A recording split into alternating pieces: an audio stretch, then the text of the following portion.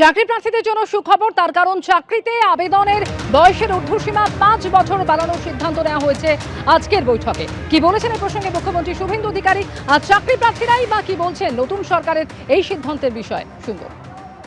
মাননীয় স্বরাষ্ট্র ও সমবায় মন্ত্রী অমিত শাহজি নির্বাচন প্রচারের রায়দিঘি থেকে বলেছিলেন যে 2015 সালের পরে পশ্চিমবঙ্গে কোনো রিক্রুটমেন্ট হয়নি, তাই প্রচুর শিক্ষিত যুবক যুবতীর বয়স চলে গেছে। 5 বছর এক্সটেনশন মানে আবেদনের বয়সের ঊর্ধ্বসীমা ক্যাবিনেট মঞ্জুর করলো, এটাও আজকে আমরা করলাম। আজকে এই ক্যাবিনেট সিদ্ধান্তগুলো আমরা নিয়েছি। আমাদের আরও বেশ কিছু কমিটমেন্ট রয়েছে যেগুলো ইতিমধ্যে আপনারা জানেন। আমরা পরবর্তী সোমবার আবার একটি ক্যাবিনেট মিটিং করব। বেকার যুবক যুবতীরা বিগত 10 থেকে 15 বছর ধরে বিগত সরকারের ওপরে এতটাই ক্ষুব্ধ ছিল যে তারা নতুন চাকরির দিশা দেখতে পাচ্ছিল না, পরীক্ষায় বসার সুযোগটুকু পাচ্ছিল না, পড়াশোনা ছেড়ে দিয়ে বিভিন্ন কাজে তারা নিযুক্ত হয়ে যাচ্ছিল।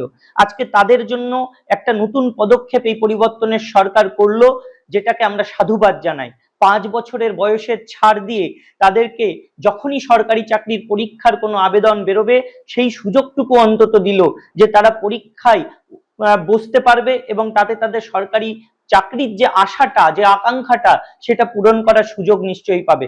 আমরা সাধুবাদ জানাই এই প্রচেষ্টাকে সরকারের, এবং আগামী দিনে আমরা এটাও চাইবো যে 2016 যারা যোগ্য চাকরিহারা, যারা রাস্তায় দিনের পর দিন শুয়ে থেকেছে, আন্দোলন করেছে, কিন্তু বিগত সরকার তাদের দিকে তাকাই পর্যন্ত নেই। শুভেন্দু অধিকারী মহাশয়, যিনি এখন আমাদের মাননীয় মুখ্যমন্ত্রী, তিনি আমাদের কথা দিয়েছিলেন যে যোগ্য চাকরিহারা যারা, তাদের চাকরি, তাদের 2016 সালের প্যানেল ফেরানোর চেষ্টা তিনি করবেন। আমরা আশাবাদী এবং আমরা চাইবো যেন সরকার, এই পরিবর্তনের সরকার, যাদের পাশে সমস্ত যোগ্য চাকরিহারারা ছিল, তারা যেন সেই ব্যবস্থাটা দ্রুতই করে। এই মুহূর্তে বড় খবরে চোখ রাখবো। রাজ্যের নতুন মুখ্য সচিব হচ্ছেন মনোজ কুমার আগরওয়াল। মুখ্য নির্বাচনী আধিকারিক হিসেবে যিনি দায়িত্ব সামলেছেন সেই মনোজ কুমার আগরওয়াল তিনি হচ্ছেন রাজ্যের নতুন মুখ্য সচিব। সিইও থেকে মুখ্য সচিব হচ্ছেন মনোজ আগরওয়াল।